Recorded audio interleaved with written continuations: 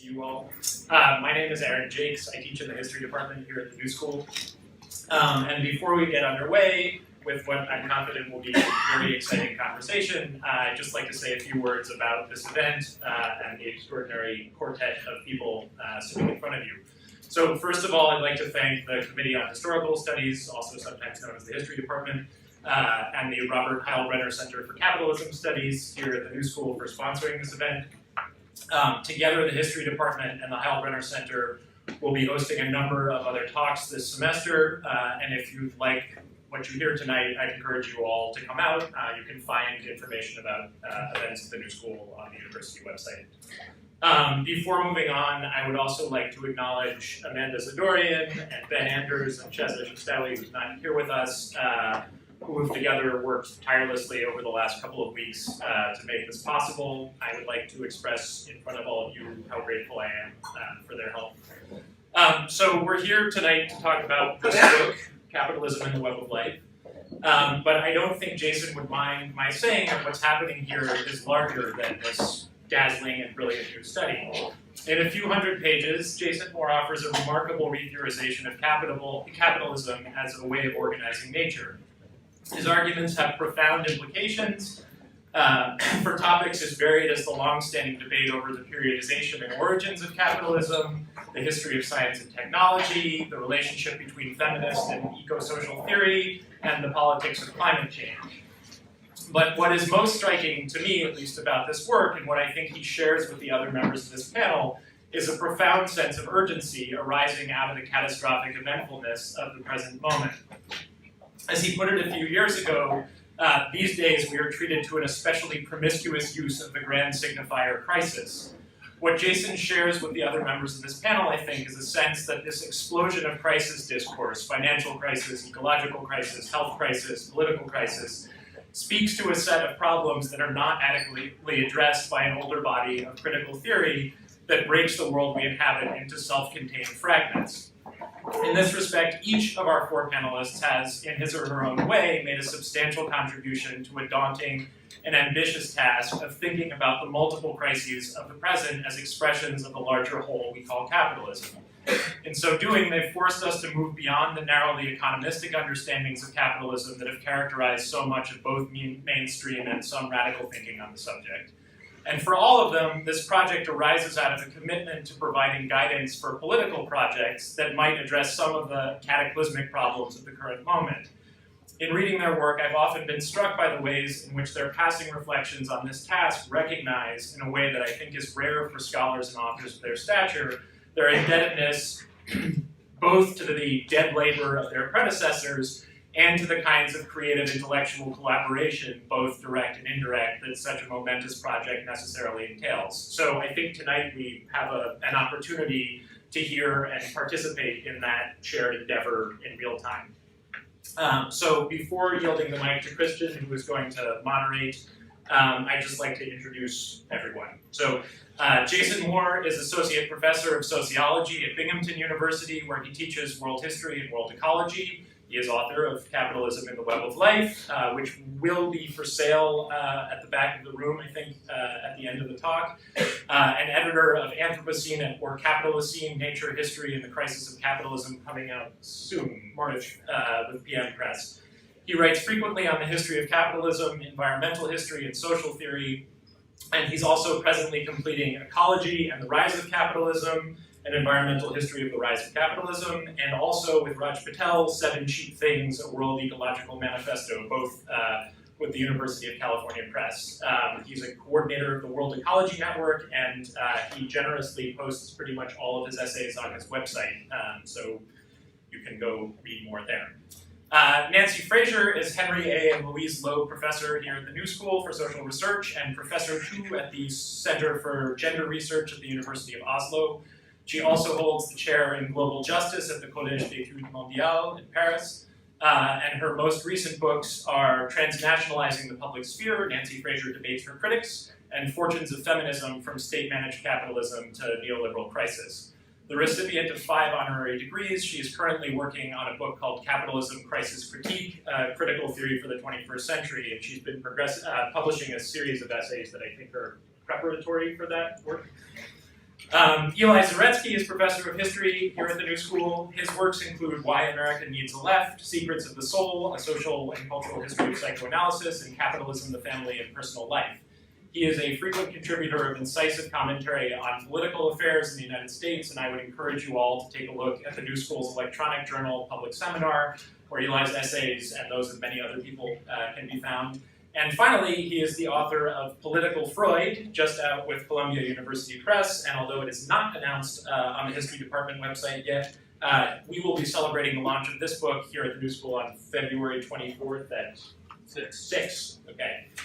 And finally, Christian Parenti has a PhD in sociology, co-supervised in geography from the London School of Economics, and is a professor in global liberal studies at New York University. His latest book, Tropic of Chaos, Climate Change and the New Geography of Violence, explores how climate change is already causing violence as it interacts with the legacies of economic neoliberalism and Cold War militarism.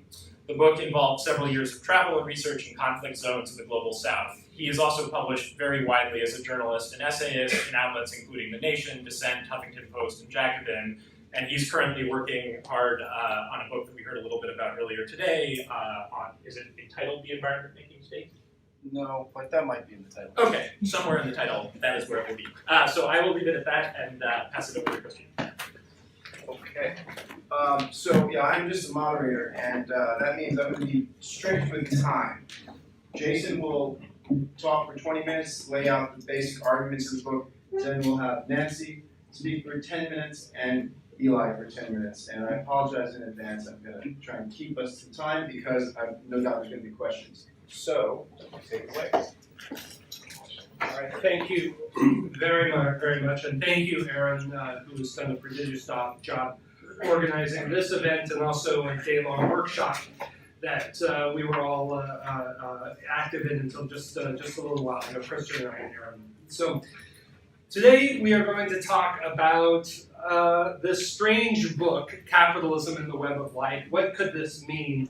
Well, this is a book that really came out of about 2 decades of working out David Harvey's ideas on the and Neil Smith's, the late great Neil Smith's ideas on the co-production of nature. And if the co-production of nature really makes sense to us, then that begins to unsettle everything that we think about the political economy of capitalism, the history of capitalism, and how production and reproduction work, and so forth. So the big question that we've been posing in this conversation is, how do we join the accumulation of capital, the pursuit of power, and the co-production of nature as an organic and evolving whole?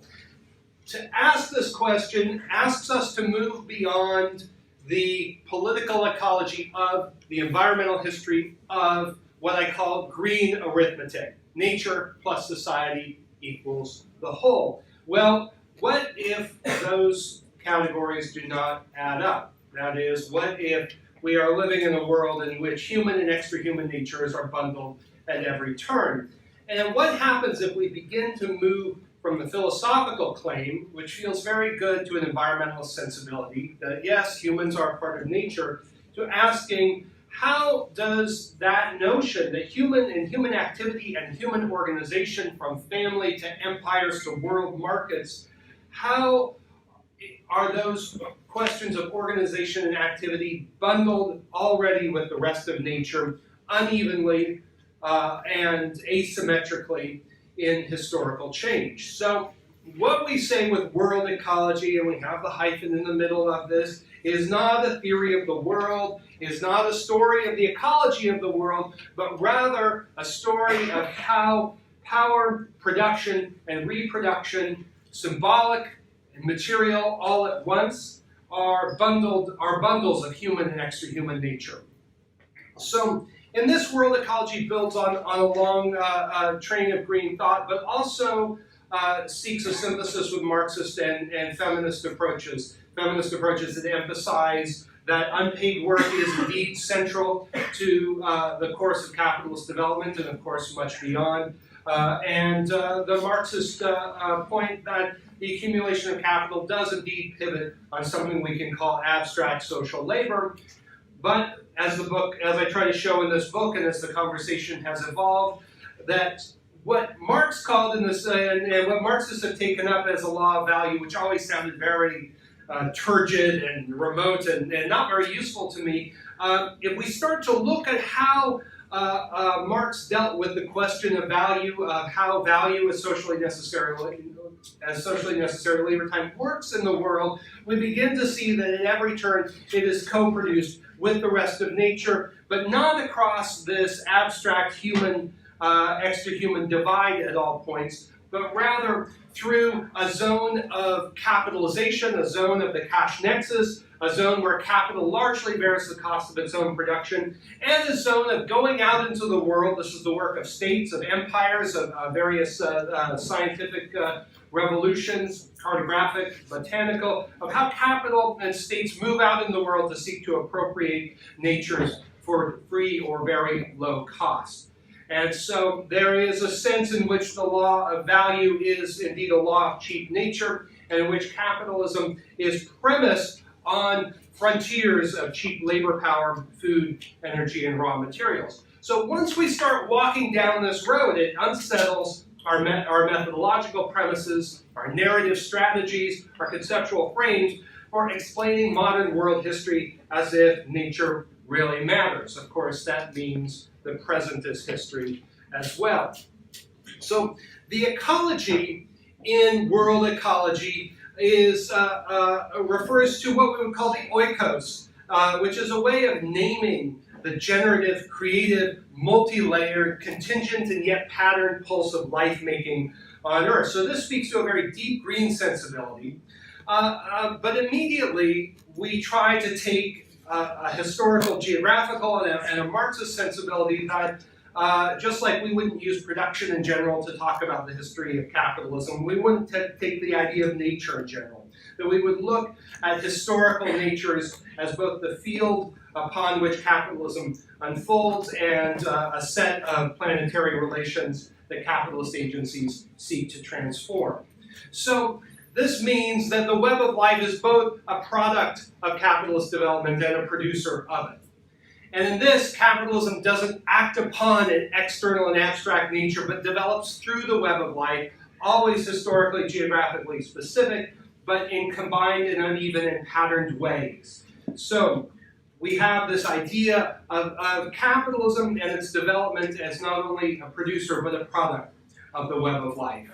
And we try to move successively towards more specific historical, geographical formulations. And what the book does is it sets up a lot of these broad philosophical claims that have been in some ways in the ether since the 1970s and tries to move towards a rethinking of political economy, and we'll get to that in just a moment, and a rethinking of the history of the modern world to see that uncapitalized labor and land has been at the center of capitalist development from the very beginning, whether we're talking about the conquest of the New World and the slave trade, or we're talking about successive coal and oil and fossil fuel regimes.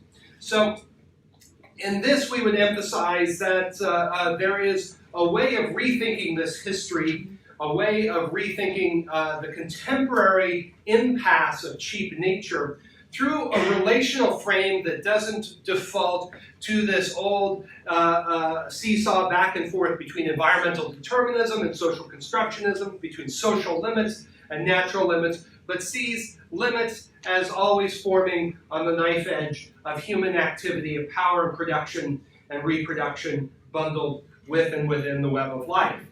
And so this is a way to begin to think about the history of capitalism that moves beyond this kind of green arithmetic, stories of all the terrible things that modernity does to nature. Now, modernity has done a lot of terrible things to nature.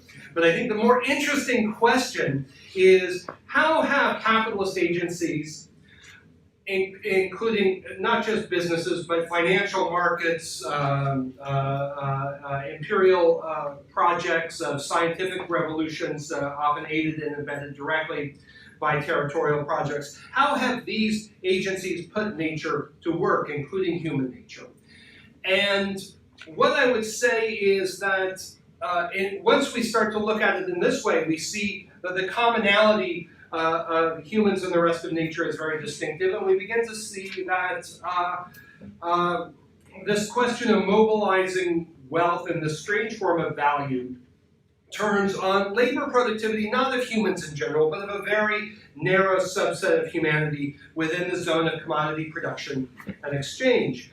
And does so by advances labor productivity in this strange and peculiar zone of commodification by drawing on and mobilizing the cheap labor, food, energy, and resources of the rest of nature. Now, what this means is it inverts our usual picture of capitalism. We have this phrase, especially within Marxist circles, that capitalism is about the generalization of commodity production and exchange. We've all heard this. And there is some truth to that in a broad tendential way across history. But if we look at the history of capitalism, it is one of islands of commodity production and exchange within oceans of cheap nature, cheap labor, food, energy, and raw materials, such that every act of the exploitation of labor power requires the appropriation through extra economic means of the unpaid work of, in the words of Maria Mies, women, nature, and colonies. So we have this asymmetrical relationship between the exploitation of labor power, the production of value, the accumulation of capital, and the availability of oceans, of vast expanses of cheap nature. And this begins to shift how we begin to think about the core contradictions of capitalist development and capitalist accumulation contradictions in the present moment. So what we would emphasize is that socially necessary labor time forms through these relations of not only of the exploitation of labor power, but through the appropriation of human and extra-human natures. And we can point out in this process that these big categories of nature, society, humanity, nature, often criticized as obscuring the reality. So somehow false or misleading. And false or misleading they are, but they are also real abstractions, abstractions that are treated as real. This distinction of humanity or society and nature has had real operative force in our world. And if we look at the rise of capitalism across the centuries after 1450, we see that most humans were not part of society. You can go to Ireland and see the English discourse in the 16th century around civility and savagery. You can go to the Andes in the 1570s and see the Castilians calling indigenous peoples there naturales. We can be reminded that the word society in its general sense, the way that we use it today, only comes into widespread circulation after the middle of the 16th century in England. Now, what happens at that moment? Well, the defeat of Kett's Rebellion in 1549, the intensification of English colonial rule in 1541, there is a decisive moment at which the agrarian and urban class struggle turns against workers and peasants in this era and colonized peoples in England, at which society becomes an important word and gains its modern meaning. So these are not just ideas floating out in the ether, but nature society drips with blood and dirt every bit as much as bourgeois and proletarian. And once we start down this road, I think that we can begin to see that value is more, even in Marx's sense, I think is more than an economic moment. That I would retain the economic moment, and I think that the production of value is socially necessary labor time tells us a lot. But I think that we have a systemic relation of value that involves not only the production of abstract social labor on a world scale, but also includes in a broad sense the European rationality of world domination that Weber talks about, that includes things like the emergence of new forms of world money and world financial systems. The Amsterdam Bourse, the stock market, trades 340 odd commodities in 1639. There are derivative practices, And this is a financial system that is deeply and intimately related to a far-flung material, ecological, social revolution that goes from Potosi in present-day Bolivia to the Baltic, to Southeast Asia, to the cod and herring fisheries of the North Sea and North Atlantic.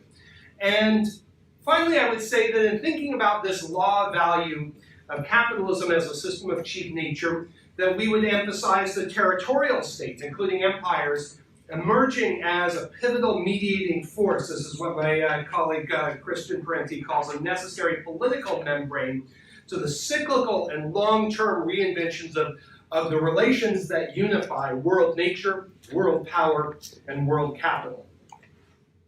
So all of this leads, and I realize this is fairly abstract, and we'll try to tease out more of the details and the historical specificity in the question and answer, but I think this leads me to think about the centrality of work, but not that old sort of figure of the industrial worker as the centrality of work, but to think of the centrality of work in three senses. The transformation, yes, of commodity production through technical advance and organizational restructuring. But let's remember that each of those great waves of technical advance and industrialization in modern world history have depended upon the appropriation of massive frontiers of cheap nature, the conquest of the New World in the early modern era, and yes, there was an industrialization in that era as well. Of course, the coal and steam revolution, which involves the opening of massive subterranean frontiers, again with oil. And if we think about what those revolutions did, especially the so-called Industrial Revolution of the 19th century, what they accomplished was a massive amplification of a system of treating the whole of uncapitalized labor as a force of production set in motion in the centuries after 1450.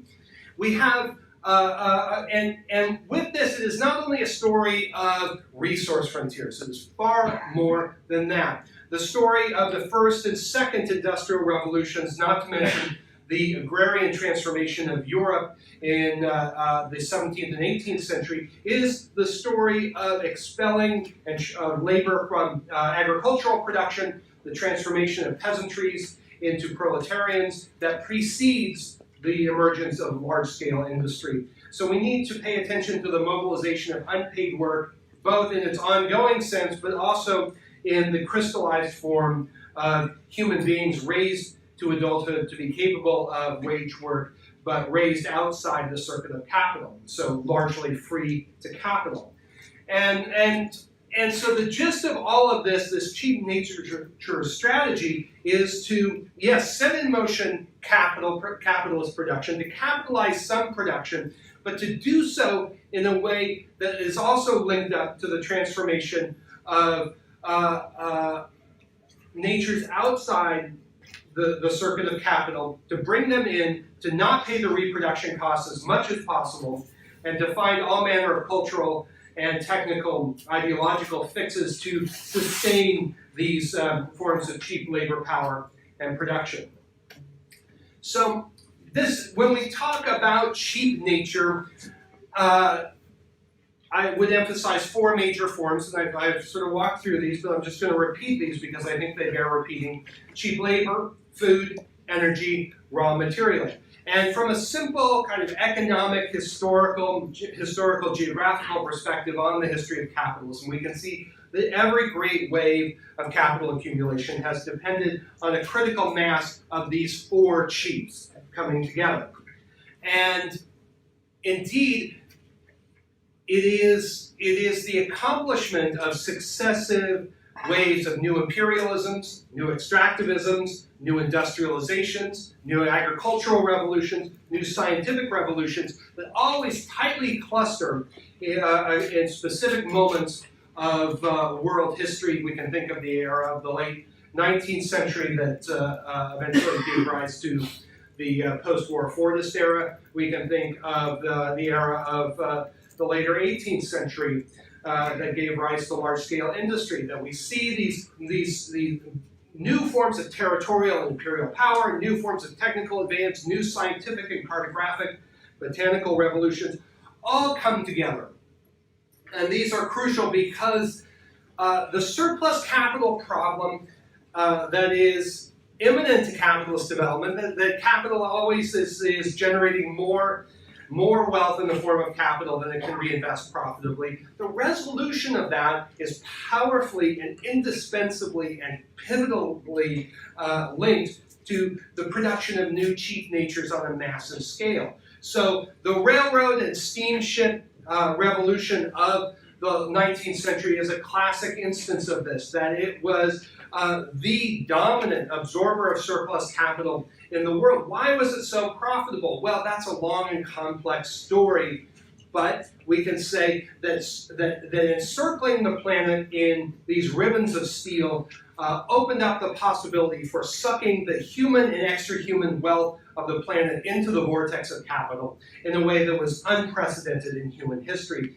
And we can tell a similar story. We don't need steam and fossil fuels to tell this story. We can tell a similar story of the unprecedented landscape and environmental revolutions of the early modern centuries. In the 16th century and the 17th century, we saw an environmental revolution unprecedented in its scale, scope, and speed put together. So these economies of speed, this acceleration of history, does not require the fossil fuel sector to make it go. But fossil fuels did provide an extraordinary frontier of cheap nature that did really shape how we think about economic and accumulation crisis, and led to a certain way of thinking about accumulation crisis and over-accumulation crisis that was really unduly focused on the problem of overproduction, precisely because the long fossil boom, and it was more than just fossil fuels, but the long fossil boom meant that overproduction was the enduring problem of capitalism from sometime in the early 19th century. But early capitalism's problem was exactly the opposite. It was a problem of underproduction. And Marx talks about this. He talks about, people forget this, but he says, look, capitalism's industrial dynamism is so great that it tends to run necessarily ahead of the supply of raw materials, so circulating capital. Not the circulation of capital in a financial sense, but the circulating moment of capital. And what happened is that political economists, not least Marxists, forgot that circulating capital actually matters quite a bit because it is related to problems of profitability and problems of surplus capital absorption. So we need to think about how the changing geographical circumstances of the present conjuncture may suggest the possibility of a return to underproduction in Marx's sense. And I think that this is politically important and relevant because in environmental circles we have a lot of catastrophism, and we have a lot of kind of stealth neo-Malthusian thinking that's out there. We need to be able to deal with the particular ways that capitalism itself generates a very specific form of exhaustion and a specific form of scarcity. All right, so how can we wrap this up? Quickly. Quickly. So I want to suggest that the present moment is different. And I want to walk really carefully here because, boy, the past 2 centuries of Marxism has been about radicals saying, repent, the end is near. What I want to suggest is that the main way that capitalism has found its way out of crisis has been by setting in motion vast supplies of cheap nature, of these 4 cheaps, of labor, food, energy, and raw materials. And there are signs that we are in a different conjuncture today. So if it is capitalism that will survive, I want to suggest that it is a capitalism that will work in some fundamentally different ways than what we have seen over the past 5 centuries. And I'm going to sort of tick through very quickly a few moments of this. One is the ongoing stagnation of labor productivity growth since the 1970s, something recognized both by radicals but also by mainstream economists like Robert Gordon. Sharply growing surplus humanity for whom there is very little hope for a productive role in the capitalist system as presently constituted. Climate change is having many effects. One of them is that it is rolling back or suppressing the possibility for securing cheap food which is fundamental to the whole capitalist model, much more so than cheap energy. That we are at a moment where we have rising costs of production across these four chiefs. Yes, we have a temporary downturn in oil, but that's not from a resetting of cheap production costs. Indeed, it's made possible by what seems unlikely to continue, that is a 3-decade or so period of cheap money, of cheap credit on a world scale. So part of what I would emphasize is that we need to look at these questions of world power, world money, and world capital together, and we need to root them in ongoing transformations, both of the production of value, but also the reproduction of life and the tensions that emerge from there. So, thank you very much.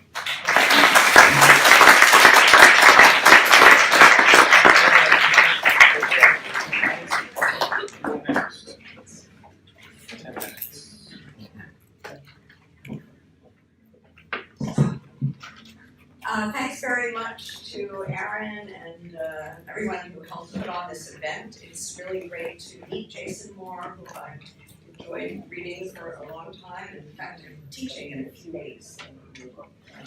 Some of my students are sitting here. It's a fascinating book, and I can't begin in the space of the 10 minutes I've been given to really say everything I want to say about it. But let me just start by saying that and this is a book that is trying to develop an eco-Marxian critique or critical theory of capitalism as a social system that harbors a deep-seated inherent tendency not only to economic and financial crisis, political crisis, but also to ecological crisis. And that is, in my mind, a very good starting point. There are very good reasons, I would say, for thinking that climate change has quite a lot to do with capitalism, especially given capitalism's defining orientation to endless growth, its continuing production of ecological degradation, and its obfuscation of that by essentially offloading any negative externalities, as they call them, from its books. So there are also good reasons for thinking that our current very pressing and severe ecological imbalances may not be fixable within the bounds of capitalism, especially if we think about the very powerful corporate and financial interests that have enormous sunk costs in fossil fuels and in all the sort of political dysfunctions of the sort that Bernie Sanders has been talking about, which stand in the way. Okay, now Moore is not the first to try to develop an eco-Marxian critique of capitalism. Many of you know some of his predecessors, including James O'Connor, who's a famous theory of the second contradiction of capitalism between the accumulation dynamic and its own necessary conditions of production, among which sustainable nature is one. That there are some affinities here with that idea, although clearly Jason has gone much, much further. We have John Delavine Foster, the idea that capitalism introduces a metabolic rift into history, especially the Industrial Revolution based on fossil fuels and chemical fertilizers. Very interestingly, Jason is re-periodizing and insisting that that's much too late to start here, and I quite agree with him. Then we have all the eco-socialist and eco-Marxist feminist theory. I would single out Vandana Shiva, Maria Mies, already mentioned, and many others who suggest that there is a certain kind of resonance or homology, perhaps is the word, between capitalism's production of the others of its workers, whether those others are women, nature, colonial subjects, et cetera, all of whom can be seen as occupying a certain sort of analogous position of constitutive exclusion. And I think Jason is really running with this idea as well. Well, all of these efforts involve revising or expanding Marxism to try to encompass this ecological problematic that was never systematically developed by Marx, although not at all one that he was unaware of. Now, these efforts, I think, stand or fall with many things, but one of them is the quality of the Marxism that they work with. Many Marxisms, as you know. Moore's decisive advantage over his predecessors, in my view, is that he's working with an unusually sophisticated variation or version of Marxism, taking as his starting point the thought of Giovanni Arrighi, of David Harvey, and of others. This is a Marxism that is at once deeply historical, but also structural. It is one that takes a world systems perspective, and that, as he's just stressed in his remarks, is especially interested in the place of the political and of power, whether we're talking about the role of global hegemons or territorial states and empires. The idea is that this capitalism cannot be understood as an economic system pure and simple, but it's at the very least a political economic system, and now we have to say a political, economic, ecological world system. Okay, and then we have this attempt then to develop a crisis theory on this expanded conceptual basis, and for reasons that were stated at the outset, the importance, I think, of crisis theory today should be pretty obvious, including the need, as Aaron stressed at the outset, for a crisis theory that can relate all the various strands and dimensions of our crisis to this category of capitalism, which I believe, with the others sitting here, is the right way to think about unifying. Well, Jason has stressed in his presentation his anti-Cartesianism of the book, which is a very powerful new book. The idea that the split between nature and society is not a good starting point for this sort of critical theory. It is rather a feature itself of the alienated social totality that we are dealing with, and a split, therefore, that has to be explained and demystified rather than simply taking on board. At the same time, however, I think that Moore's framework itself is constructed around another kind of dualism. It's not a metaphysical dualism, but a social theoretical dualism. And it's the dualism between what he calls capitalization on one side and appropriation on the other. He's just explained to you that where the capitalization side pertains to the sphere of relations and processes that capitalism monetizes, its value sphere, or its explicit value sphere. The other side, the appropriation side, is in a sense the underside, the not directly monetized relations and processes, the underside of the official capitalism, which is simultaneously indispensable and yet obfuscated. So we're talking here about relations and processes on which capitalized production and accumulation depend absolutely, but which do not show up on the books and on which it free rides. Now, starting with this distinction, Moore lines up a whole series of associated dualisms, some of which he's just explained to you. I'm just going to name them very quickly. On the side of capitalization, we have exploitation. That is the use of human living labor power in commodity production, which is certainly not paid the full value of what it produces, but is paid the average socially necessary cost of its reproduction. I have 2 minutes. On the other side, we have the use of accumulated unpaid human and natural work/energy, which is not paid at all. That is, the costs of its reproduction are not paid. This corresponds with a distinction then between production and reproduction, between an official economy and an off-the-books sort of global zone. Productivity, these are some of the terms that come up in this book. Productivity and plunder, innovation in the sense of temporal intensification on the one side and spatial expansion, conquest, plunder on the other side, conquest of time, conquest of space, production of abstract social labor, production of abstract social nature, production of surplus value, unfortunately we don't have time to explain this, and production and also exhaustion of an ecological surplus, which is the relation of this unpaid work energy to paid work energy, if I understand it properly.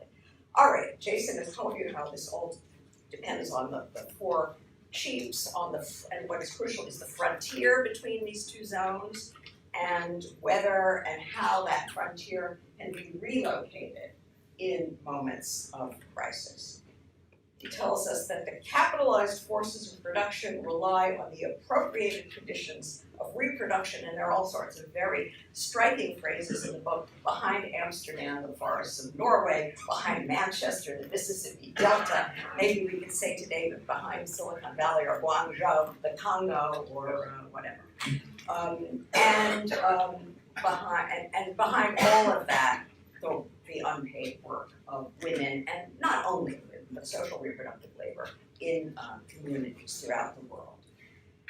Now, this is tantamount to an expanded conception of capitalism. It goes with an expanded crisis theory. I have to say it uncannily echoes some of the stuff that I myself have tried to develop, but it certainly goes way beyond anything I've done on the ecological. I'm going to just assume that you got from his account, I know, the account of how the crisis works, how this logic of capitalization appropriation is a contradictory logic in which the drive to capitalize and commodify is sort of pushing back and in a way using up, at least in a relative way, the zone of appropriation, but more and more appropriate natures are always required. And let me just, I'm told that I'm out of time, so I really just want to wait. The main point that I want to make is to raise some questions, okay, about this. The most striking feature of this framework, from what I can see, is the conceptual unification of the ecological problematic with the feminist problematic of social reproduction. We could also say with the anti-imperialist and anti-racist problematic of the expropriation of the resources and energies of people of color and colonized people throughout the world. Now, the way that this is conceptually unified is around, as Jason just mentioned, a concept of work, a very expansive concept of work, in which we basically, he unifies appropriated human work with appropriated non-human energy work. So in other words, we have the labor of women everywhere in reproducing labor power. We have the labor of peasant families and communes that are, at least for a while, outside the commodified circuits of capital producing human beings. And we also have natural processes that over millennia have produced fossilized energy in the earth. This is all work, or he sometimes calls it work energy. So my question is this conceptual unification of all of this under the category of work a conflation? Does it risk obscuring important differences, and what are, above all, between the human and non-human? And I'm not saying that because I have any investment in Cartesianism. I don't. I'm interested in the political implications. Because what is so far missing in this theory, and obviously you can't do everything in one book, but still the question arises, where in this conceptual framework is the space for the action theoretical side of critical theory? You've given us a very brilliant systems theory, Jason, from what I can see, but we want to know where social struggle fits in, where are the social, and by that I mean the human fault lines, whether we're talking about class relations, gender relations, race, colonialism, where is the grammar of struggle, who are the potential agents of emancipation or social transformation, and how does this kind of critical theory enlighten those potential agents of social transformation? One might say, I mean, you could sort of imagine some possibilities. You might think that we have, let's just stick to the human beings, the people who are appropriated on one side, and the people who are exploited on the other side.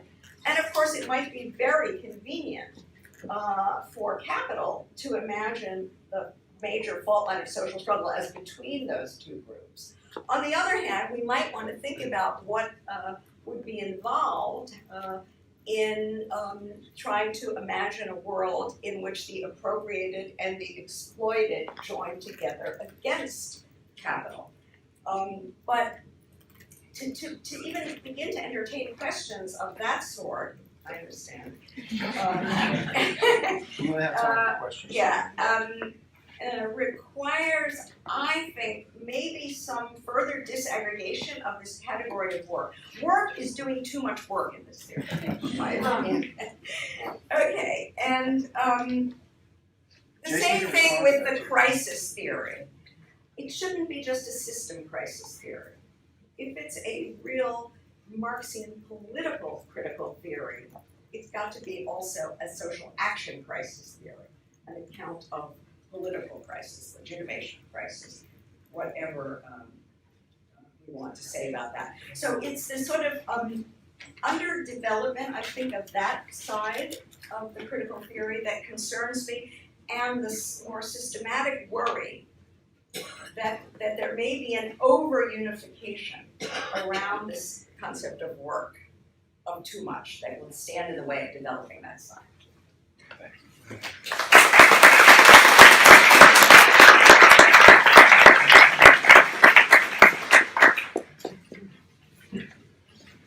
So my thoughts actually follow very nicely onto Nancy's. I also want to raise some questions about the conceptual underpinnings of the project. I share the goal, but I want to raise some questions. So what I want to do first of all is situate the project historically.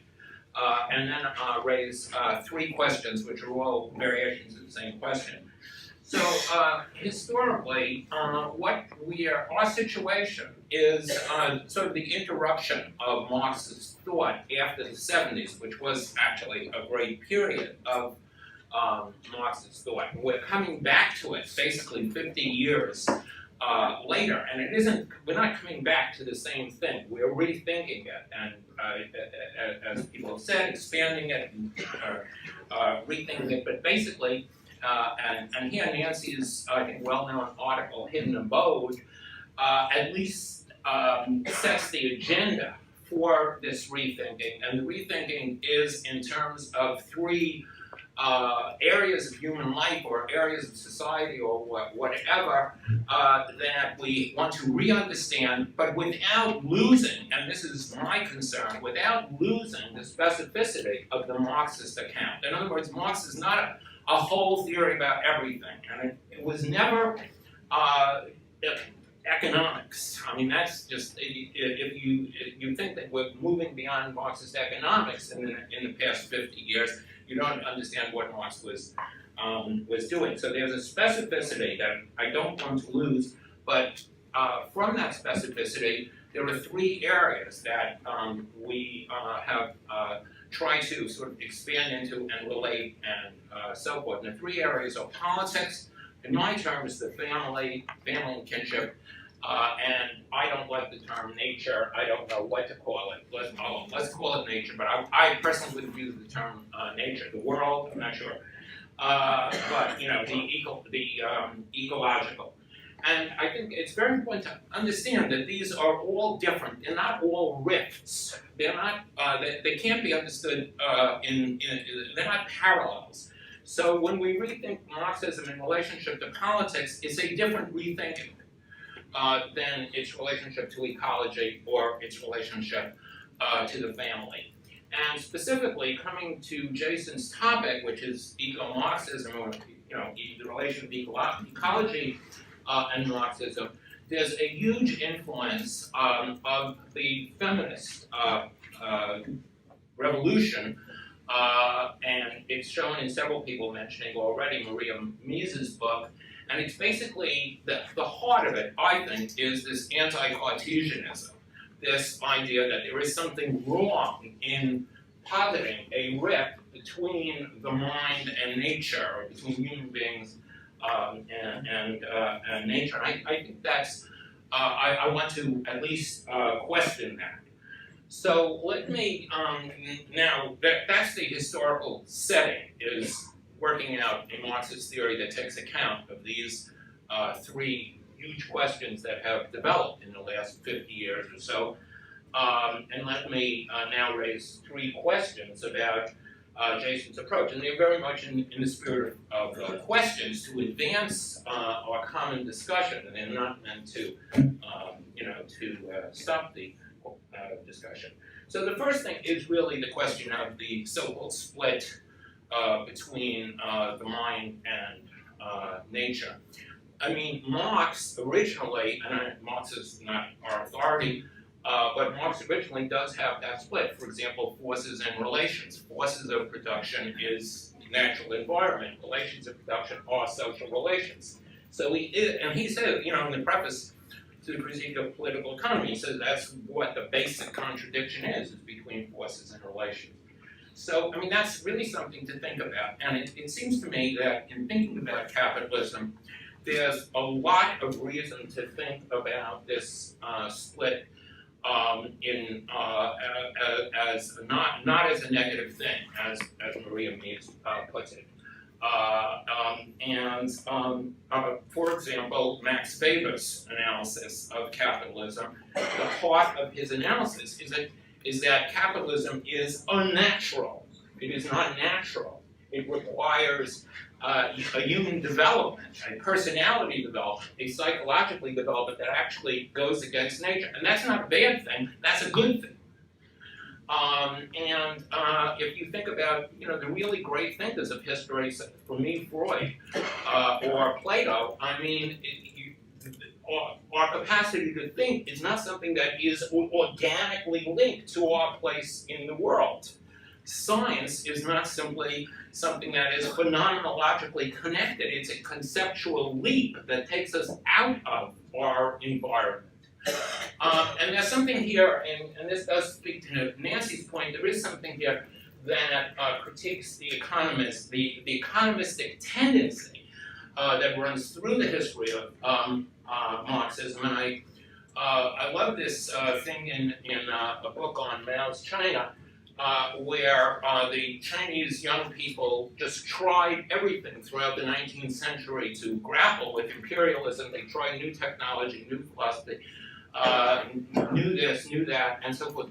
And then they finally decided the key was the free human mind. That was really the secret of what they had to come up with. So that's one question, is about the rift. The second question, which I'll make very simply, because I don't think it has the force of the first question, but it is a question, and probably Jason has a good answer to it, is whether a lot of what we talk about in terms of ecology is not handled by the concept of rent. And I don't mean rent like you pay rent to the apartment, but rent in terms of control of resources. What are we really adding in talking about cheap nature and so forth? What are we adding to the understanding that as capitalism works, it's not just the capital-labor relation that produces wealth. Look at Google; it's the second richest company in the world, and so forth. And what does it have? 300,000 employees, or less, or 30,000, or whatever. But it has rent. It has a place where it controls resources. In that case, information. What about the people who control the rivers? Who created the first factories and so forth. So what have we really added there? And then the third example, and I'll end with this, and these examples are all meant to indicate the complexity of the expansion of Marxism, how we expand Marxism, how we develop political analyses of the family, sexuality, and gender, analyses of the ecology, and so forth, without losing the specificity of what Marxism has had to offer, and at the same time expanding. My third example is the question of the family and the women's movement and so forth. We all know that beginning in the 1970s, we developed an analysis based on Marxism of the place of the family. And we all know, and this was a great discovery, and it was correct, that we pointed out that women's labor was intrinsic to capitalism, and you couldn't understand capitalism just in terms of wage work. You had to understand the relation of unwaged work and so forth. But notice how there is a bent in all our thinking of the last 50 years, and I include Jason in this, a bent toward economism, a bent toward economic reductionism. Because how have we really understood this discovery, which is one of the great discoveries in social theory in our time? How have we really understood it? Capitalism is ripping us off. It's taking advantage of women's labor. We need to reward women's labor. This is true, in the same way as capitalism is ripping us off, it's taking advantage of cheap goods and cheap nature and so forth, which is true. But the other side of that discovery of women's unpaid work was the huge ideological role that women and family play in terms of the cult of true womanhood, precisely because it's not part of the economic system, precisely because it can be reduced to capitalism.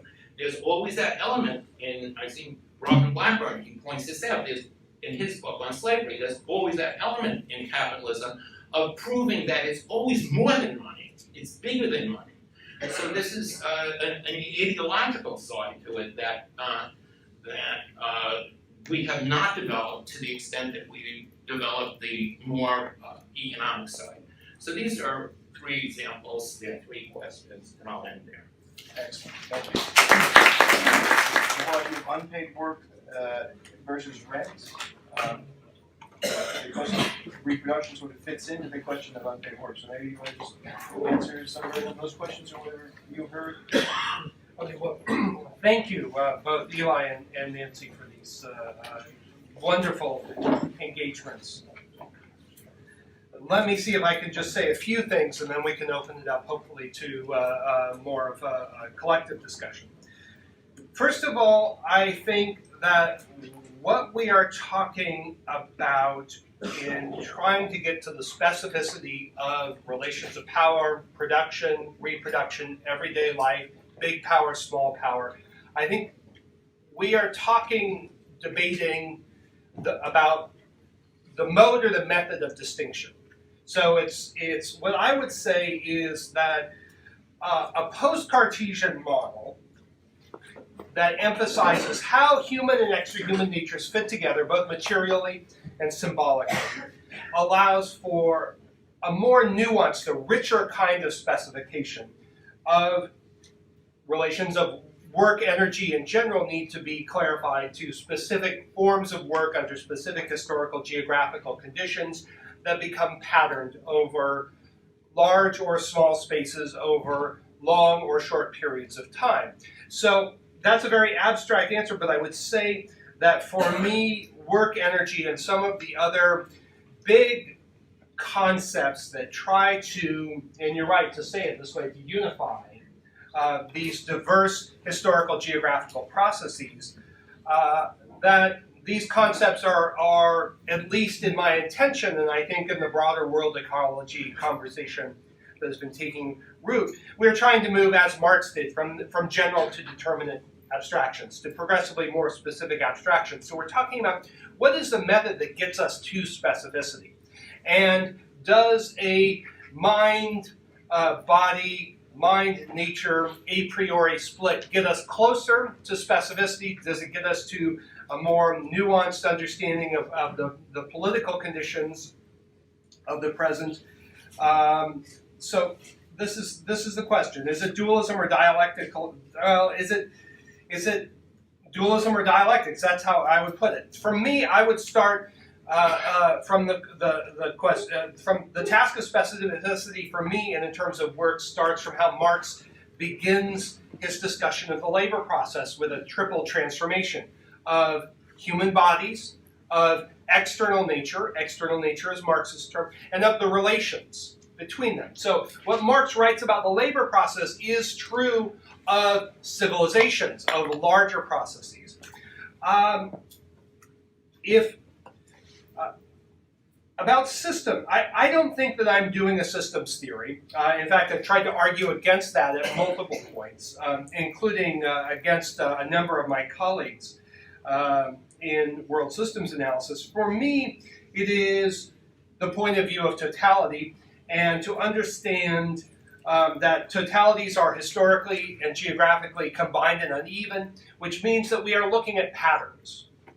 So what I try to do in this book is to show a way of identifying patterns that obtain over large and long historical geographical space and time. So that would be my answer. The question about politics is absolutely central and important, and I would say that we get to a more nuanced and effective understanding of agency through a post-Cartesian method, because I think agency, if we understand by that term, is the capacity to affect historical change or to maintain some given arrangement of power and production and reproduction. Human agency is always bundled with the rest of nature. The environmental historians will talk of now about the agency of diseases or of climate, but in fact that's a misnomer. That's a misidentification of what's going on, because the climate has agency only to the extent that it bundles up with humans. That's kind of anthropocentric, but what we are interested in, after all, is human history and the possibilities for transforming that as we move into the future. So I think that gives us that gives us a different way to think about politics. Maybe that's not revolutionary, but I think, indeed, going back to Marx's account and a long history of accounts of agency and the capacity of the direct producers to shape history, I think if we look at the constraints and the possibilities, they are always not just of class in the abstract, but of classes bundled with particular historical geographical circumstances. The peasant wars of the 20th century, the possibilities of urban revolt and political power. Eli, I think these are great questions. The mind-nature split, I think, has indeed been an unprecedented disaster for humankind. And I mean that not in the sense that there is a distinction that you can go back to Cicero or Hippocrates. Of course, humans have long recognized the distinctiveness to humans in the web of life.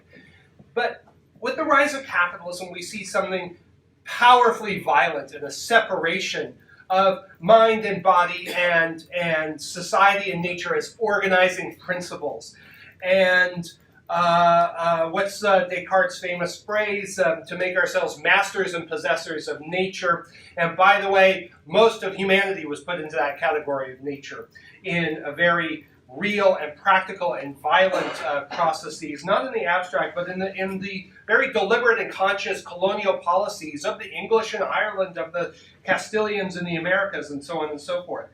I would say rent, we need to go beyond that, because there is a productivist capacity of capitalism that has been extraordinary, that relies on mobilizing the forces of cheap nature with an uppercase N.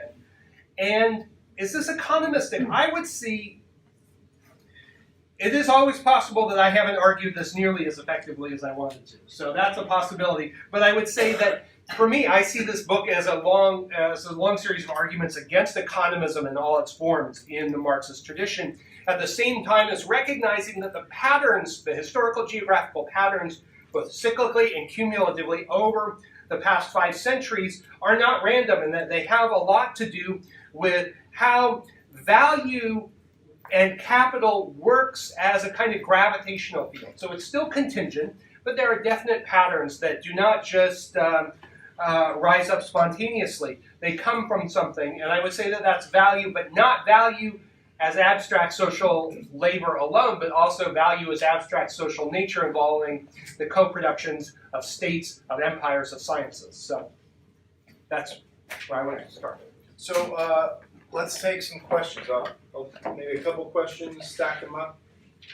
Are there any questions? I'm sure the panelists can continue talking about themselves if you guys don't have questions. Okay, we have a question. Yes. I'll stand because I speak quiet. Excellent. Right. So on the thing that you guys have been calling, people have been calling crisis theory, using a professor, can I use the term professor? Is that a good first bit? All right. Professor Moore's language. There's been islands of commodity production and exchange among oceans of cheap nature. And so I guess viewing this historical progression to now, the islands have been growing and the oceans have been shrinking. I really want to avoid trying to ask what the future is going to look like, because that's a stupid question. But how does this instantiate itself now? What does this look like now in terms of how does I understand the theoretical contradiction, but how does capitalism continue reproducing itself in big islands and small oceans? All right, well, let's take a few more. Okay. Okay, yes. Hi. Thanks so much to take some time and for all of your comments. It's so interesting. I'm wondering, Jason, if you would care to expand more on what Dr. Fraser was commenting on, your dualism between exploitation and appropriation, and if you were to find that dualism to be perhaps unfounded, then what would that say about your sense of this real or impending crisis? One more? Yes. With labor being so cheap nowadays because of the financial crisis and technology growing, how do we maintain a standard of living while we are still developing this technology? Well, you want to answer those, and then maybe the panelists have questions they want to follow up after he answers these questions? So, as the islands of commodification grow and the oceans of cheap nature shrink, what happens? I think we're seeing that. I think you have a growing mass of capital that has no place to go except into the global casino. So it's floating around. It's been underwritten by cheap money, which has everything to do with world nature. We have rising growing financialization, rising inequality, a growing sort of securitization and surveillance state to keep the restless populations in check. I think we see a lot of what capitalism could and might morph into is even more profoundly unequal, militarized, unequal kind of society in which money is still present, but not organized by the same kinds of logic that we've seen over the past 5 centuries. Exploitation and appropriation is indeed a dialectic because they are asymmetrical. That meets one of our criteria of what is a dialect. Because all dialectics are relational, but not all relations are dialectical. All right. So exploitation and appropriation, and the way that I work it out is, and it's possible I haven't articulated it very well. So let me try now. So the exploitation of labor power does indeed depend upon a disproportional appropriation of cheap nature. And that and that there is an ongoing contradiction between the two that is only realized through the kind of external event. Of course, this is tremendously schematic and There is, of course, an ongoing process of the reorganization of geographical space, of built environments, both urban and rural, and then the relations that knit together town and country. But the processes of appropriating cheap natures of unpaid work, of human and extra-human natures, and exploitation are dialectically, the one presupposes the other. And they are asymmetrical, and there is a historical geography to them, just like there's a historical geography to capital and labor. Cheap labor, I think cheap labor is on the way out, and that might be overly bold, but if you look at the history if you do a price history of wages in China over the past 15 years, you see soaring wage prices, soaring unit labor costs. So much so that even at various moments you see a recentering of some forms, for instance, of textile production in the United States. So the Financial Times runs a headline saying that cheap energy in the US is the new cheap labor. So there is an interesting conjuncture in this moment going on. So I think cheap labor is not nearly something we can take for granted as we have over the past 20 years maybe. I think that what we are seeing now is not just the end of cheap labor through a process of class struggle, but also, as the business press has been talking about, a great demographic transition. And there's great alarm on the part of the business press, the Financial Times, the Wall Street Journal, the Telegraph, other presses talking about this demographic transition. So that's where I would start. The aging of the workforce. The aging of the workforce. We have a question. A gentleman is with it. Yeah, which was that? How about Nancy, since you spoke? Well, I don't know if this is the right moment, but I wanted to just follow up on a couple of points. Just again on this dualism. I don't at all disagree that there is a dialectic and indeed a contradictory one between what you're calling capitalization and appropriation. It's sort of uncanny. In a recent paper, I've talked about the dialectic of exploitation and expropriation. But by expropriation, I mean the taking of the resources and energy and so on of human beings for the confiscation of human capacities and lands and so on, and their conscription into the circuits of capital production. So what I'm talking is that makes good sense, and I think that particular dialectical duality goes a very long way to explain the dynamics of racial oppression and imperialism. I think it's highly geographical that we imagine that exploitation is in one part of the world and expropriation is somewhere else. It's actually scrambled much more than that in reality. But nevertheless, no, I'm not questioning that. I'm questioning what happens when you unify, conflate, I don't know what the word is, the appropriation of the work energy of nature in with that of human beings. I think that there might be problematic political implications there. And for one thing, it's one thing to say in a critical vein, as people like Mies who's been quoted here, does, that capitalism constructs woman as nature, or you said the Irish, or whomever it is. You could say, well, what is the solution? Isn't it to move these naturalized humans into the category of humanity? That might be one way of thinking about it. Do we want the critical theory to reinforce these kinds of identifications? You see what I'm saying? So that's one point, and I do want to come back to the system theory question. By that I didn't mean that it's system as opposed to history and contingency. I meant in the sociology sense. system theory as opposed to action theory.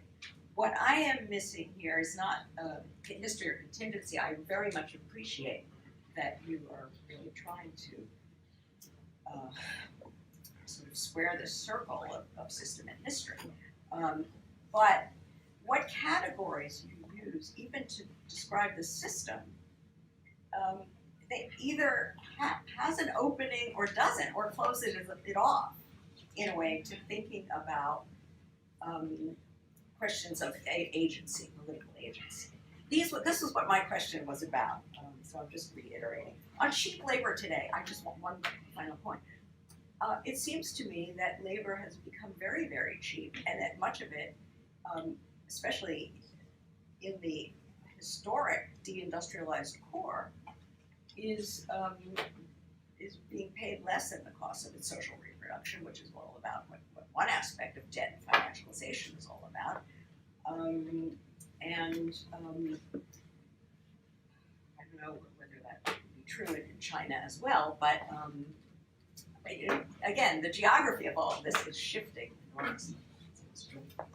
One thing I would suggest by way of an answer, I mean, if in fact cheap labor is going out, wouldn't that suggest a certain type of politics? Because historically, when labor is dearer, it also tends to be politically stronger. Yes. Yeah, you know, maybe I'm missing something in this mind nature thing, but let us think for a second, what would be a good left-wing approach to the ecology problem? We all agree that everybody agrees, right, that there's an ecological crisis. There's no doubt about it. Now, what would be a left-wing approach? It would seem to me that an approach that stresses the way in which human beings are rooted in nature and that sort of thing is, you know, a non-starter as a realistic response to the ecology crisis. The right way to think about it is, to my way of thinking, is to think of our capacities to plan, to understand the kinds of developments in mathematics that have taken place in the last 50 or 75 years make a completely different relationship on our part to things like how much oil we need, how much steel we need, what the climate will look like. We can predict climate today. We could not predict climate 50 years. We can't really predict it today, but we have much more capacities for prediction and control. Why is that not the way for us to go? To take the position of a responsible species that has the mental capacities to actually think in terms of how to organize economic life, natural life, building, dams, water, food production, and so forth, our collective capacities. Do we need really to think that we're doing that as part of nature? Of course we're part of nature. If you want to think in terms of neuroscience or psychoanalysis or infant development or ethology or a million different ways, but really, what's the thrust of the left? The thrust of the left is rationality. This is what, we're basically living in a very irrational, unbelievably irrational system. The people who run the country, you see how Sanders has come in with a little common sense, and all of a sudden these people look like morons. They've been through such a charade. Our strength is in rationality. So why do we have to say, why do we need to say the Cartesian turn was wrong? Because the Cartesian turn was all about rationality.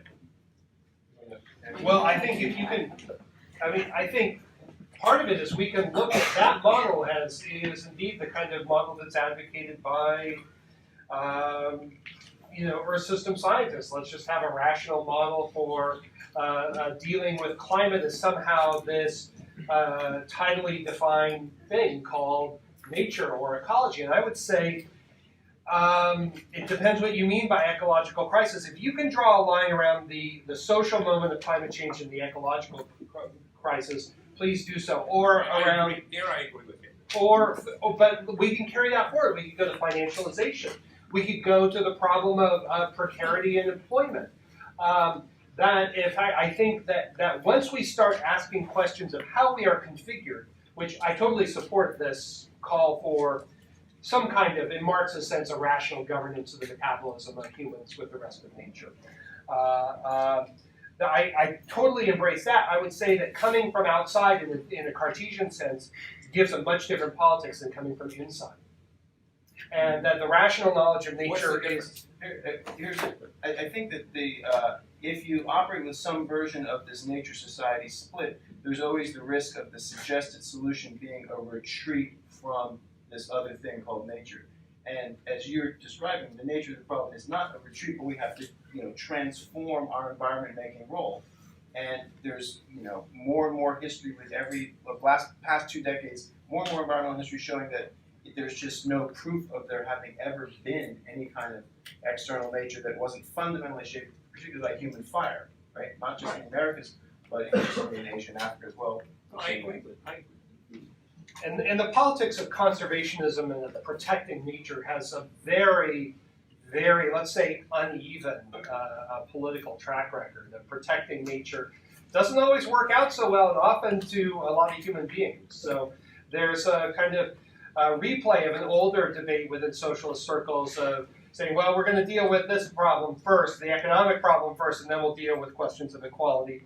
There's a kind of replay of that. Just very quickly on this question, aren't we really talking about different scientific modalities rather than different relations to nature? That is, we are not going to think about nature in reductionist physical terms, but we are going to think of it in biological terms, which are ecological terms, which are, which involve a dialectical relationship, which involve different notions of contingency, different notions of causality, different ways in which life is interconnected. That is actually a scientific way of thinking about the world. Are we getting closer here? We are getting closer. Good. Should we open up for another stack of questions? Okay. This young lady, this gentleman behind her, and this guy right there, yes. I just wanted to say that I really like the post-strategic dualism part of the book because I thought it helped us move backwards in really important ways, especially back to 1450. We're talking about the ways that culture sort of does a lot of work, especially in terms of appropriation, moving beyond like exploitation and free wage labor, moving backwards and moving also forwards in terms of slavery, backwards to slavery, forwards in terms of appropriating nature.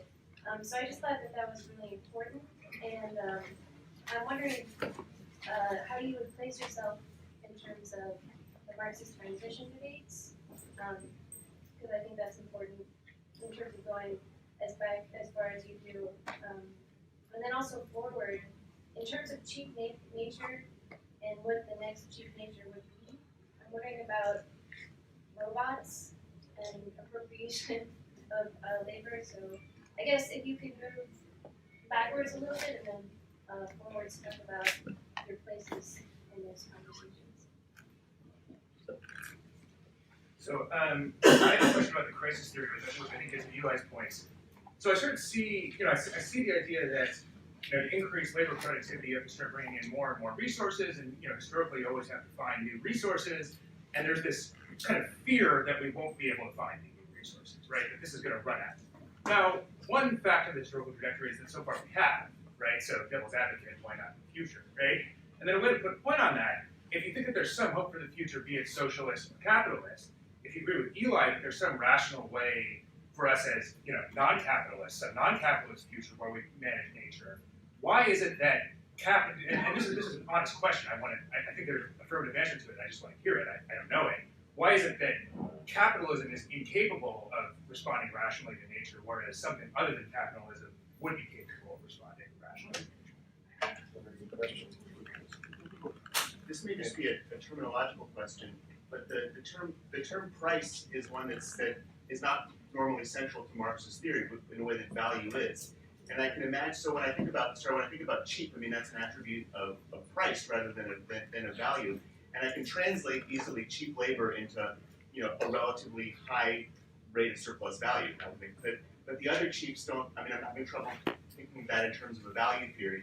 Whereas it makes a lot of sense in terms of a price theory, but that's more marginalist economics than Marxist economics. So I'd be curious to see if maybe that's just a terminological question. Thanks. Three?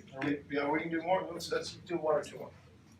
This guy here, and then the guy, the person in the back. Thank you a lot for the talk. It was really great. I just wanted to sort of follow up on the initial question about whether there's sort of an underdeveloped component to the political analysis in the book. So at the end of the chapter on cheap food, you say something like that the end of cheap food may mean the end of modernity and the start of something much better, right?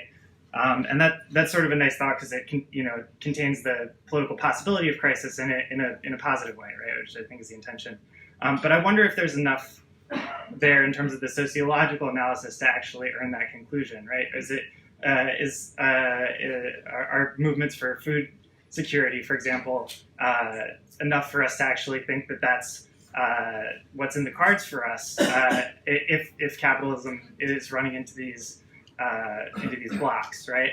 Because in Marx's analysis, you have at least workers are being organized in factories like armies. They're receiving a political education there, and it's not clear that there's sort of an analogous dynamic at play here. And I also wonder sort of whether the emphasis on value theory, while it's really important and innovative, captures the full weight of the crisis. So there's not a lot of discussion of the sort of things that are going on in Parenti's book, for example, right? In terms of the mass migrations that this is causing, in terms of the first order effects of, if we want to talk about it that way, of ecological crisis rather than the way that it feeds into the value system. So I was just sort of wondering how you think about that and whether you think that there are particular interstices of political intervention that this analysis points to that just haven't been explained. Thank you for everything. Great. My question is also on food, particularly the role that animals or other sentient beings are now a part of the food system and of this capitalist dynamic, particularly on this dialectical question of nature versus society and rationality, that sort of thing. Sentient beings are involved. Thank you. Okay. Boy, that's a lot of questions. Let's see. Okay, I think the question of justice for non-human animals. Yes, and in fact, we see. I think this would be part of this ongoing dialogue with Eli here. That we can see in the emergence of a modern meat industrial complex, as my friend Tony Weiss talks about in The Ecological Hoofprint, a great book. That transformations of the human labor process and transformations of the ways that non-human animals are processed in these CAFOs or big meat packing plants, we've got slaughterhouses, that we see an ongoing brutality and violence towards both moments. So as Marx says, the degradation of the soil and the worker are bound, the degradation of the worker and the animals are bound. Jason Freibel famously asked, are animals part of the working class? I would say no, but animals do provide work. Pardon? They do. I think animals do work. They don't produce value for reasons that have to do with the anthropocentrism of capitalism itself that I don't endorse. The question about politics comes up here at several points. So important. No, value clearly isn't enough. And I think anyone who says, oh, here's my master key for explaining everything, that's going to not be a successful answer. I think a lot of what I was trying to do was not to foreclose the kind of political and agential political analysis that Nancy's been arguing for and that you're suggesting. I fully embrace those that emphasis. And indeed, I don't see what I'm doing as structuralist even. I think that as much as I've been able to, I've tried to show in the book that these patterns are not the abstract working out of the logic of capital, although there is a logic to capital, but real human beings carry them out in a diversity of ways. So I think that these questions of politics are precisely the ones that I wanted to pose but could not address within a 300-page book. And believe me, I tried to convince Verso to give me 500 pages. But Jason, the question is whether your categorical framework is one that actually allows you to move to that area or not. It's the centrality of work/energy, and as it operates in these two different streams dialectically opposed and contradiction to one another. I mean, can you get some kind of conception of, I would say, human political agents out of that conceptual framework, or do you need a richer conceptual framework? I think it provides a richer conceptual framework in that it insists that every moment of class agency, or the agency of pick your category, but of class agency, is grounded in a particular historical, geographical relation with extrahuman natures. And I think that changes how we think of the class struggle. I think that in a lot of ways this is simply, I mean, it's more than this and it's less than this, but this is a post-Cartesian way of putting Marx's argument about capitalism and class power. And I'll pause. Yeah. So you like to tell me? No, it's the word grounded in what you just said. I mean, grounded is a very, very strong claim. You know, situated, related, of course, grounded. You know, I don't really see why every human action, individual or social, is actually grounded in a geographical, biological, ecological situation. Of course, it takes place in such, it is situated, but grounded, no, there are a million things that we could look at what we do as being grounded and or related to. Not everything is grounded in the, you see what I'm saying? Well, I think that's a different ontological position. Right? I think for me, no. I would say that at every turn it is bundled with the rest of nature. Because of the materiality of human life? Because of the materiality of human life, but also of the ways that humans come up with capacities for symbolic communication and memory and collective memory. That and I would also point out that while humans are clearly distinctive, and I think my framework helps identify some of the distinctiveness of humanity, it's also clear from what we've learned from animal studies over the past 2-3 decades that humans are not nearly so distinctive in all the ways we used to think.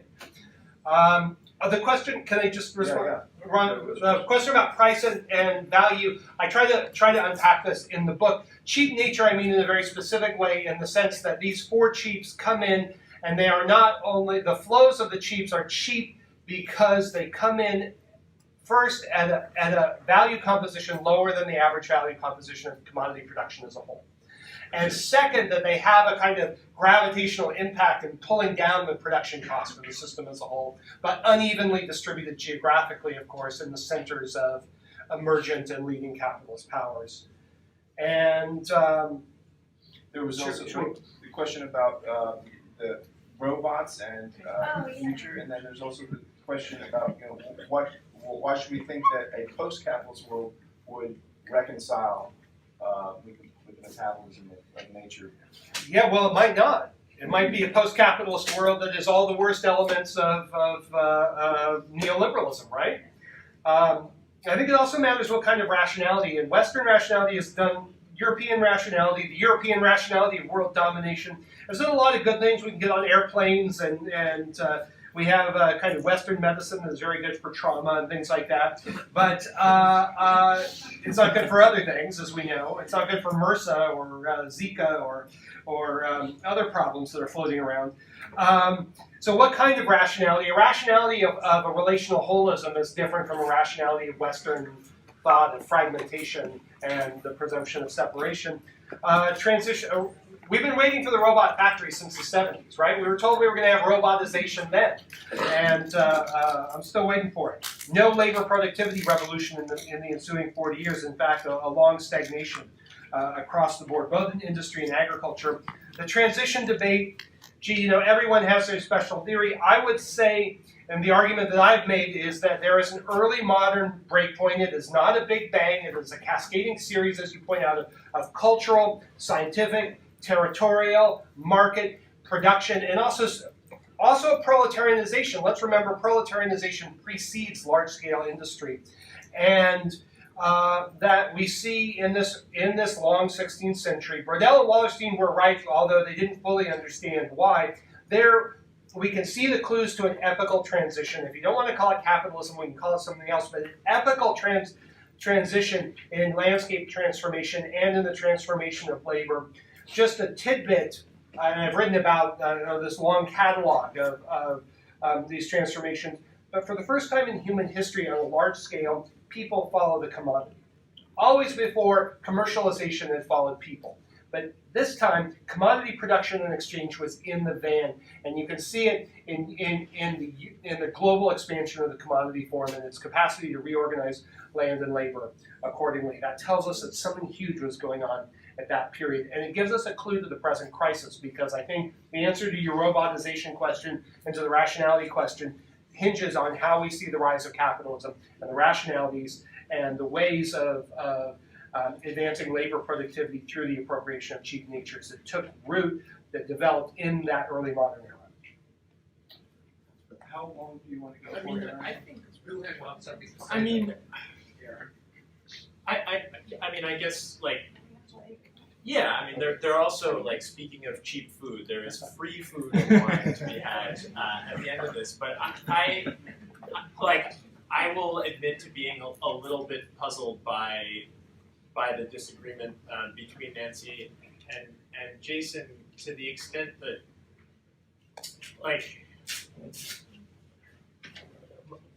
my reading of your work together is that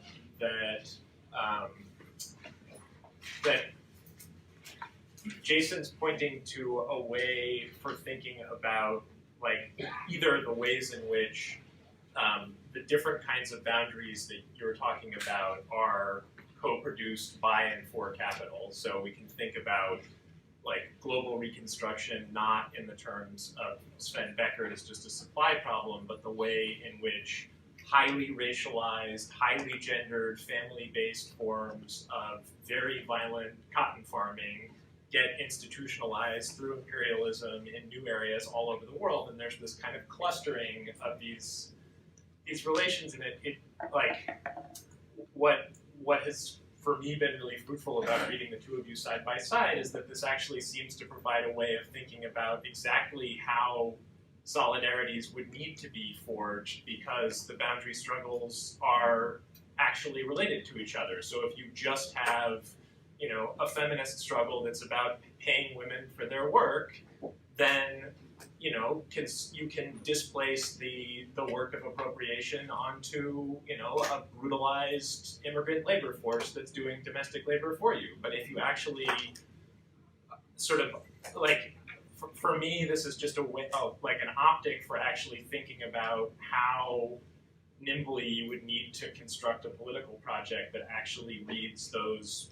I think your concept of boundary struggles is a beautiful way of thinking about this, but that they actually converge in all sorts of important ways, and when they don't converge, you get weirdly one-sided political projects. So, that has been the question I wanted to ask both of you all along, and now I've asked it, and so I'm curious to know what you think about that.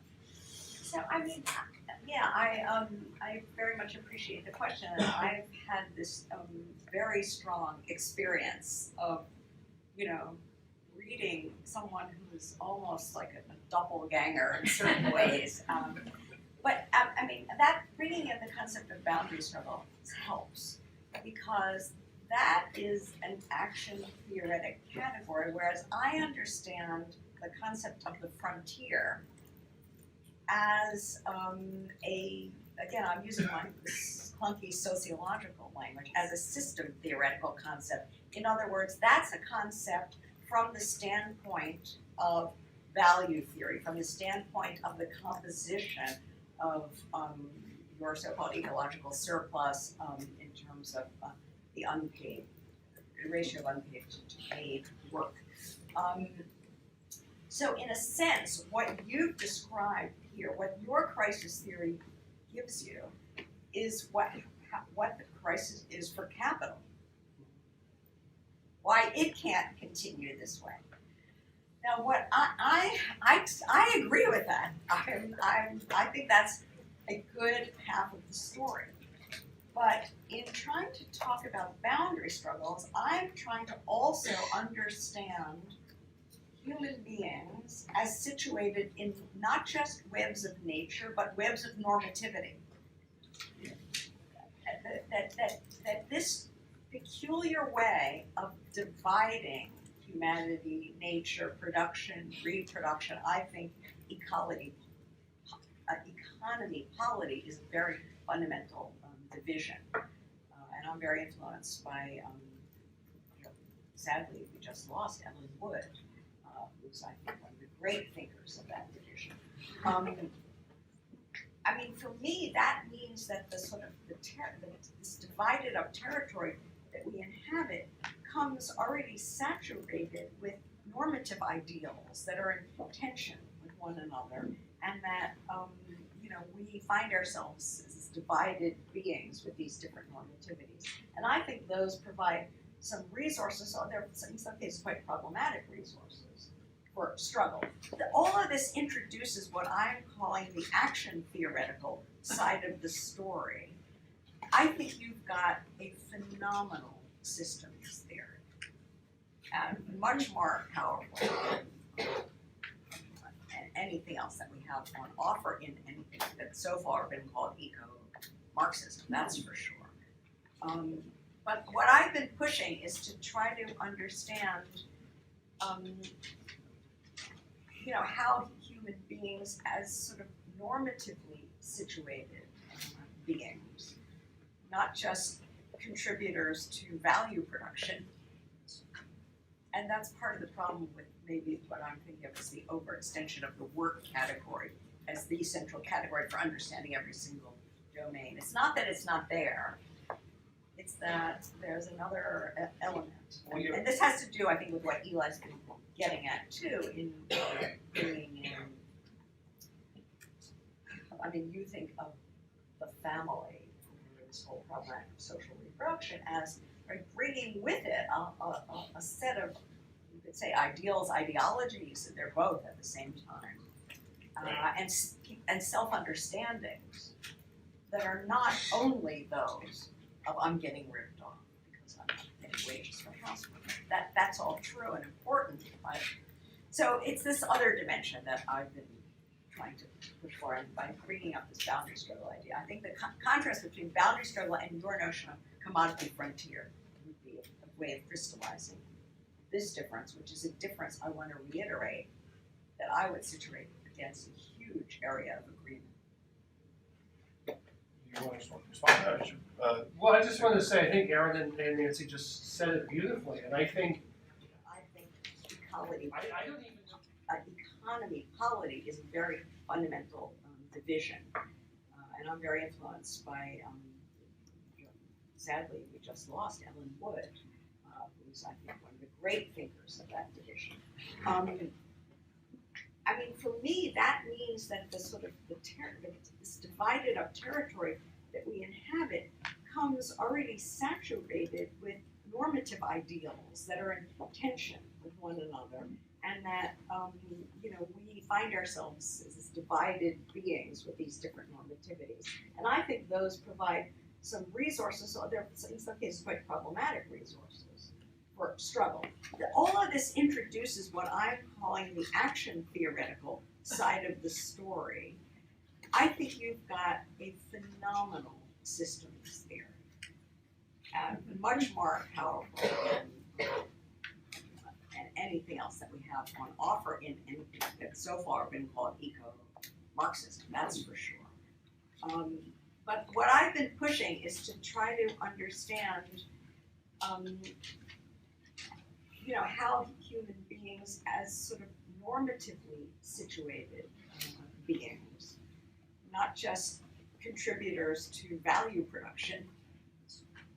And that's part of the problem with maybe what I'm thinking of as the overextension of the work category as the central category for understanding every single domain. It's not that it's not there, it's that there's another element. And this has to do, I think, with what Eli's been getting at too, in bringing in, I mean, you think of the family, this whole problematic social reproduction as bringing with it a set of, you could say, ideals, ideologies, that they're both at the same time, and self-understandings that are not only those of I'm getting ripped off because I'm not getting wages for housework. That's all true and important, but so it's this other dimension that I've been trying to push for, and by bringing up this boundary struggle idea, I think the contrast between boundary struggle and your notion of commodity frontier would be a way of crystallizing this difference, which is a difference I want to reiterate that I would situate against a huge area of agreement.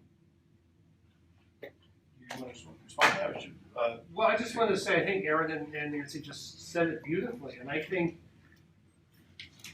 I don't even know that that's I don't know that that's a disagreement. And I think we would agree there are frontiers of capitalization. There are places where money doesn't reach, and so on and so forth. And there's also a long history of commodity frontiers and big primary commodities, sugar and oil and wheat and forest products, that do move across the planet. And yet that clearly can only be a beginning to a political project that has to deal with questions of subjectivity.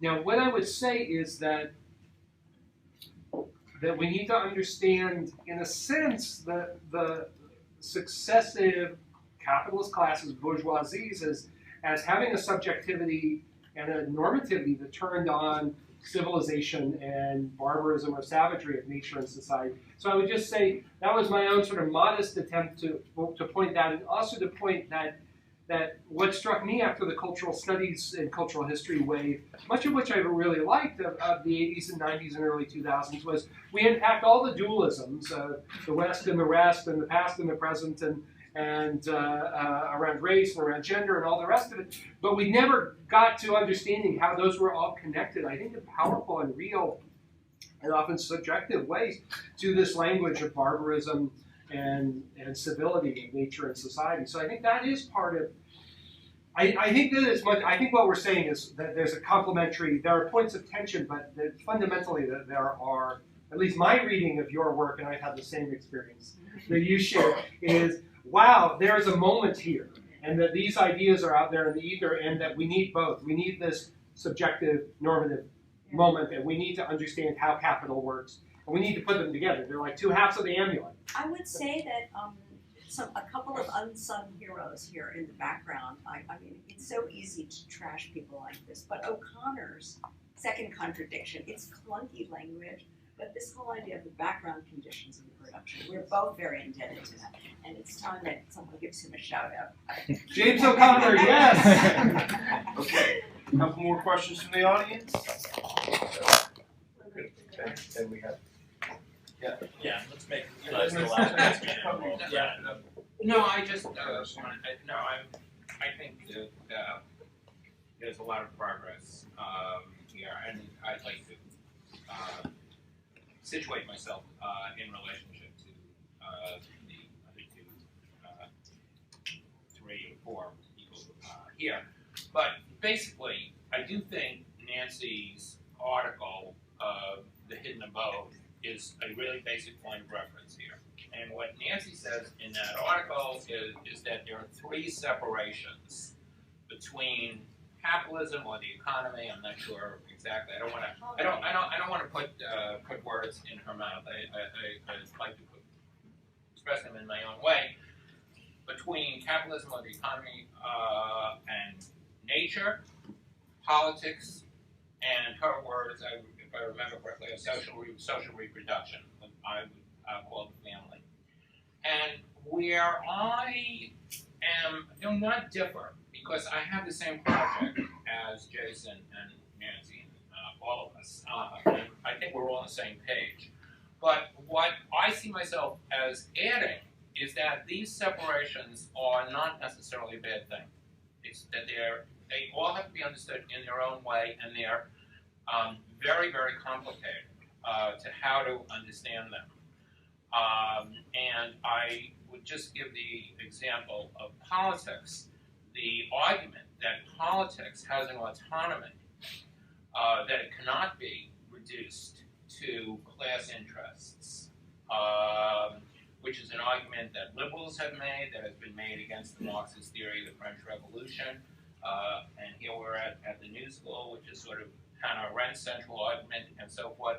I don't say I agree with the argument, but it's by no means a simple argument to just refute. And there are very, very deep problems in the history of Marxism that argument speaks to.